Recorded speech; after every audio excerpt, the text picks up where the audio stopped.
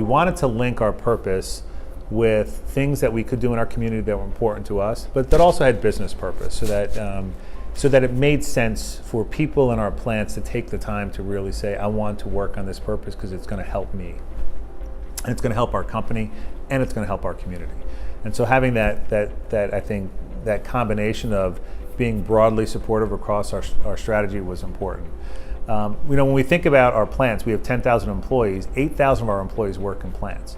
And many of the employees in the rural areas obviously come from the local high schools. And so we know that there are high school students who choose to go right into the workforce. That's what they want to do. That's their vocation. We want to be the employer of choice for them. And so how do we connect with them earlier in their high school career so that they get to learn Masonite, we get to learn them, and they get to see us as an employer that can provide them with a great opportunity, because we have a great culture, we have a great team, we have a good work environment, and we make really cool products that people can be proud of.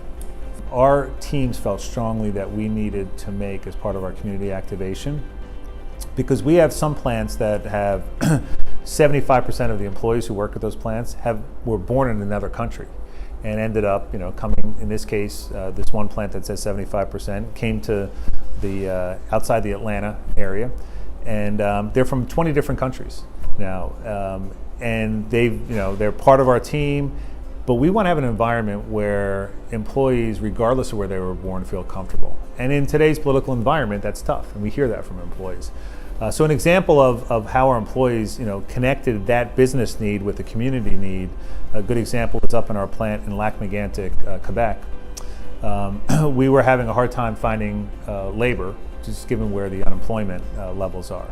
And that was the town that was affected several years ago with the oil train crash. And it killed, the town is a very small town. We're one of the largest employers. There was a number of people killed, none of our employees, but some of our employees' families. And the general area lost some population that decided to move out after that.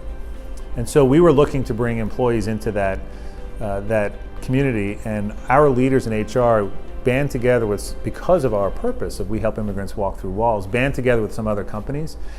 They together went to Montreal, where there was a big, fairly large infusion of Syrian refugees into that community that were not able to find jobs because there were not jobs. The unemployment level was higher in Montreal, and the community of Lac-Mégantic, with Masonite taking the lead on that, brought about 50 Syrian refugees from Montreal into Lac-Mégantic, helped them with housing. We hired a third of those employees into our plants, and we really made a difference in the lives of those people who were, unfortunately displaced through no faults of their own. And so that's a great example of how it was good for Masonite. It was great for those employees, and it was really great for the community because the community needed that, and the employees who worked on that at Masonite, they talk about it each and every day. They made a huge impact on people's lives, and they'll have that for the rest of their lives.